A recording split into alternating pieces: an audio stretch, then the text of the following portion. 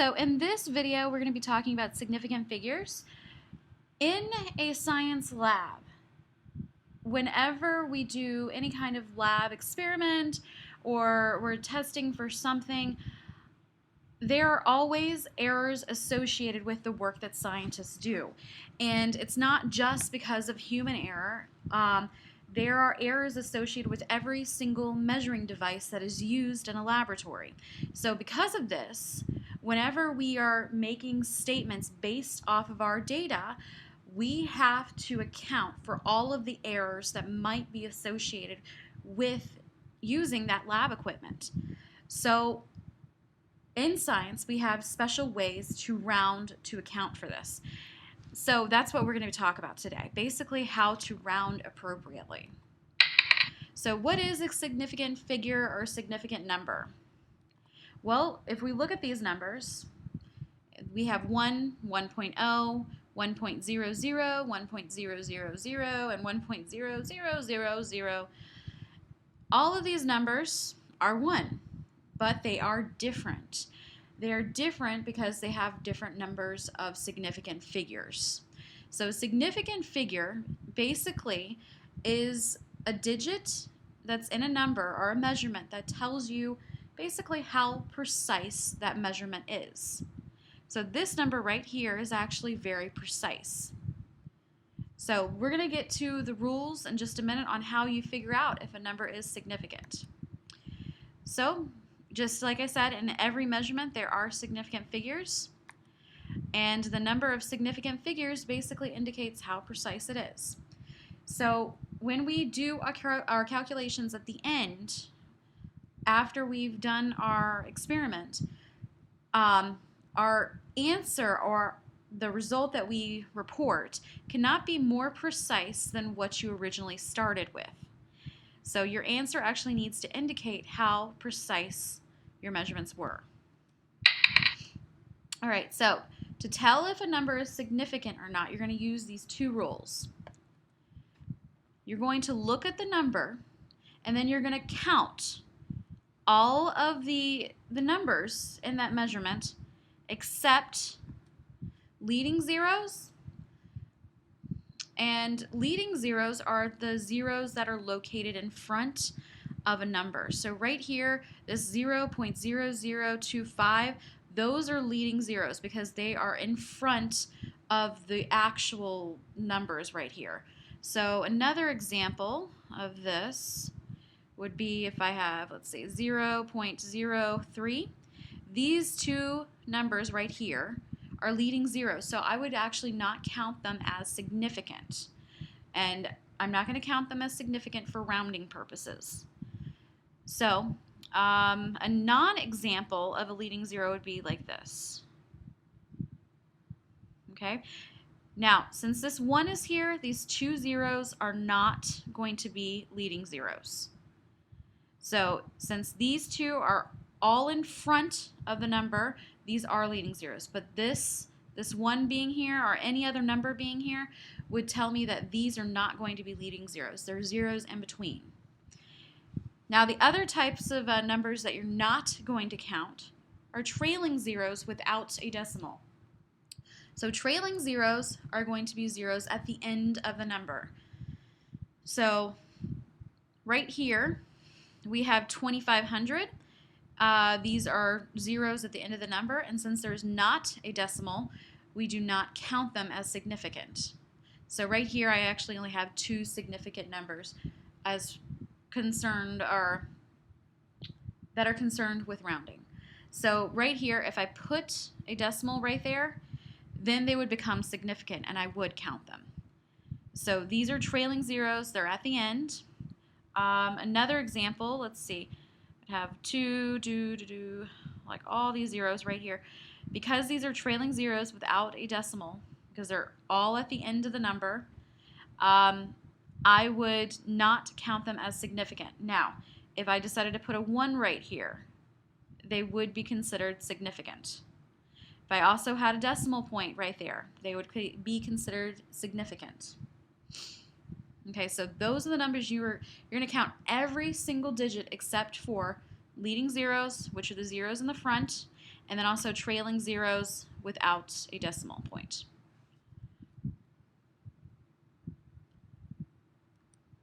All right, so let's do some examples. Right here, okay, remember we count all numbers except for leading zeros and trailing zeros without a decimal point. So right here, I'm going to look at this. Do I have leading zeros? I do not have any leading zeros. There are no zeros in the front of this number. All right, so if I look in the back, I do have a trailing zero. However, I have a decimal point.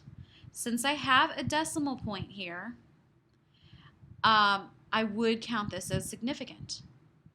So since there's a decimal, I do count it as significant. So this would be 1, 2, 3, 4.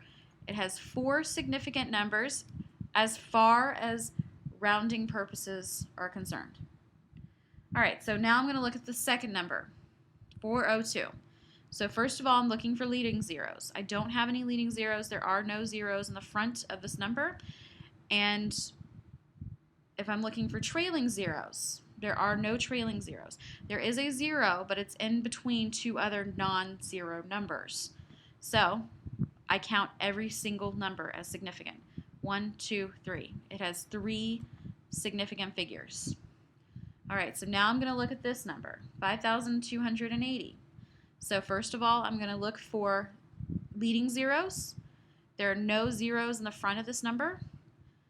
Then I will look for trailing zeros, and I do have a trailing zero, and I do not have a decimal, so I will not count this 0.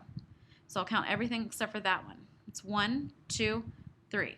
So it has 3 significant figures. All right, so now I'm going to look at this one. I'm going to look for leading zeros. Leading zeros, remember, are in the front of the number. And just so you know, you cannot have leading zeros if the number is greater than 1. All right, so these 2 zeros right here are leading, so they're not significant. Okay? So even though there's a decimal point here, that does not mean anything as far as the leading zeros are concerned. So I don't count the leading zeros or the zeros in the front. All right, so now 8, I'm going to count that, of course. And then I have a trailing 0, but there's a decimal. So I would count it. So this one actually has 1, 2 significant figures. All right, so let's do one more. Let's do one. Oh, let's do a different color. Let's do 1, 0.0030. Okay, so let's look at this number right here. First of all, I'm looking for leading zeros. I don't have any leading zeros. Remember, the leading zeros have to be in the front of the number, and since there's a 1 here, that means that there are no leading zeros. So now I'm going to look for trailing zeros. There is a trailing 0 right here. However, there's a decimal point, so I will count it. So I'm going to count 1, 2, 3, 4, 5, 6. It would have 6 significant figures here. And we're going to do a lot of practice in class. All right, so now let's look at some rules for what do we do when we actually are looking at calculating. So now that we know how to count the significant figures, we need to know how to actually round appropriately. All right, so when we're calculating with significant figures, you're going to multiply, or when you're multiplying and dividing, you're going to look at the number of significant figures that you have in each of the numbers. The measurement that has the fewest significant figures determines how many significant figures are in your answer. Okay, so let's look at this problem right here. I have 13.91 grams per centimeter cubed times 23.3 centimeters cubed is equal to this. This is what you're going to get in a calculator. All right, so what you would have to do first is count the significant figures that you have in each number. So I have 1. So first of all, I don't have leading zeros here. Actually, I have no zeros here, so I know I just count everything. So it's 1, 2, 3, 4. So I have 4 significant figures here. Now I'm going to count the next number. I have no zeros, so again, I'm just going to count everything. 1, 2, 3. I have 3 significant figures.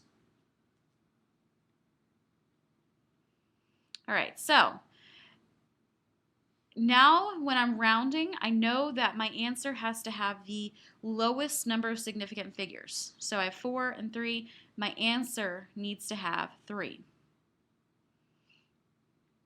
So I'm going to round this number to 3 significant figures.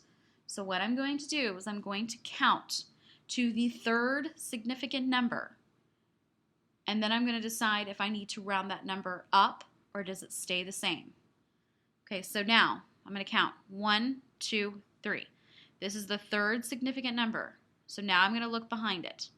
There's a 1. So if the number right here is 5 or greater, I would round the 4 up. But since it's lower than 5, I'm going to keep it as a 4. So when I round this, it actually just becomes 324. This answer is rounded appropriately. It shows how much precision is actually in this number. All right, so let's look at some, actually we have one more rule, and then we're going to look at some examples.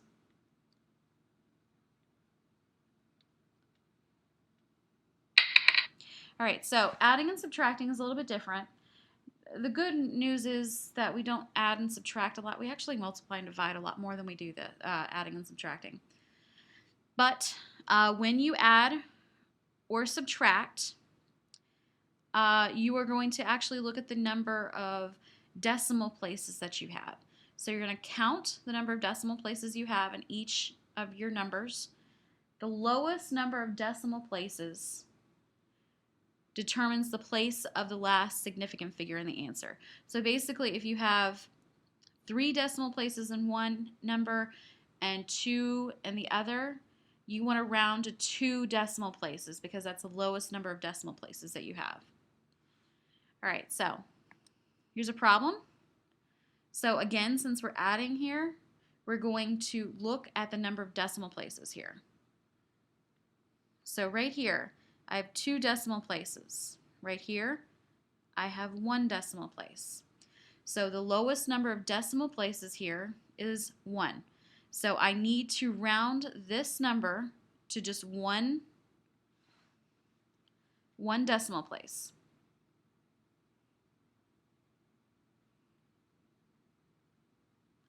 So I'm going to look at the first decimal place. That's 8. There is a 5 behind it. So remember, 5 and up, you round up. So since I have an 8, I'm going to round the 8 up, and it's actually going to become 7.9.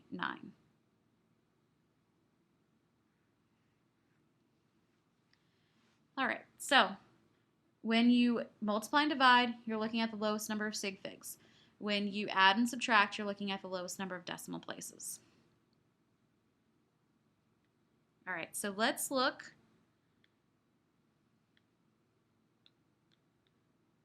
Okay, let's look at, actually, let's skip this example. Okay, I'm going to include this rule right now, but this rule is not going to be important until we get to dimensional analysis. When you're actually calculating with significant figures, you don't necessarily look at every single number in your calculation. You only look at the measurements. Okay? So only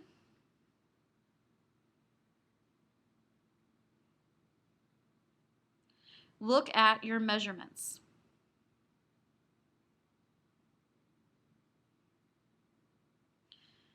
So this means, let's say that you're taking an average of distances, and you get 2.0 centimeters and 20.00 centimeters. Okay, so you have 2 measurements here, and then you need to convert this into inches first. So when you do that, you're looking at this number right here, you're not going to look at how many significant figures are here. You're just going to look at the number of sig figs that you have and your measurements. And like I said, this is going to make more sense when we actually get to two-dimensional analysis. All right, so I want to do some examples.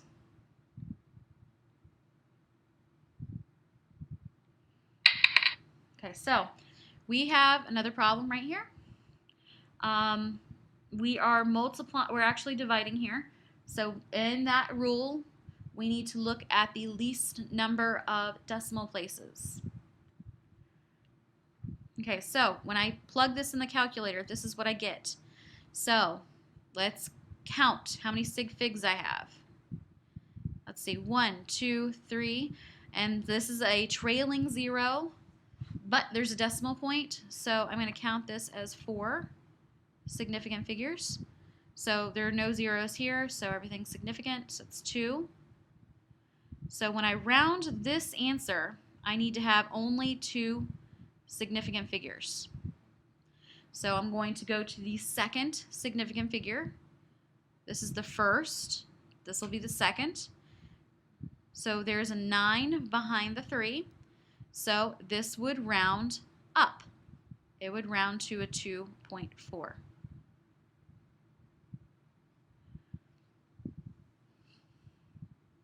All right, let's do one of these, and then I think I'm going to do a couple more. All right, so you're subtracting here, so you're just looking at the number of decimal places. So right here, I have 1 decimal point.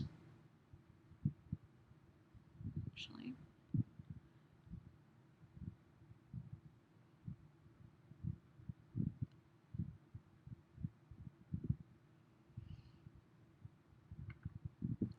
all right, so now I'm going to look at this one. I am subtracting, so I'm going to look at the number of decimal places.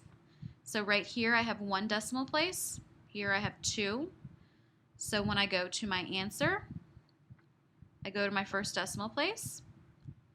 There's a 6 behind it. So that means I'm going to round this up. So it's going to be 18.1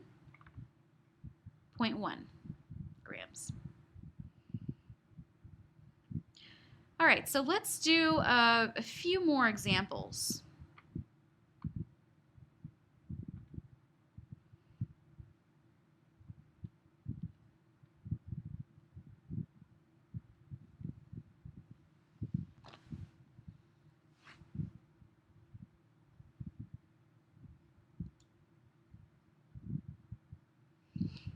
Okay, so let's do 100 times 8.8. Okay, so let's say that this is a measurement and this is a measurement. So when I multiply these together, I should get 880. So now I'm going to figure out how many significant figures I need to round this to. So I'm going to look at my first number right here. This has trailing zeros without a decimal, so I'm not going to count those. So it really just has 1 significant number. This one has 2 significant numbers. No, there's no zeros there. So that means my answer needs to also just have 1 significant figure. So what I'm going to do, I'm going to go to the first significant number. That's the 8 right here. And I look behind it. The number is greater than 5, so I'm going to round this up. So I'm going to round the 8 to a 9. But 880 to 9 would be very funky rounding. Very wrong. So what I need to do is I need to put zeros here as placeholders. So 880 would round to 900 in this case, and which is much closer than 9. Okay, so when you have this kind of situation where you only want 1 significant number and then you have lots of numbers following it, you're going to replace those numbers as zeros when you round.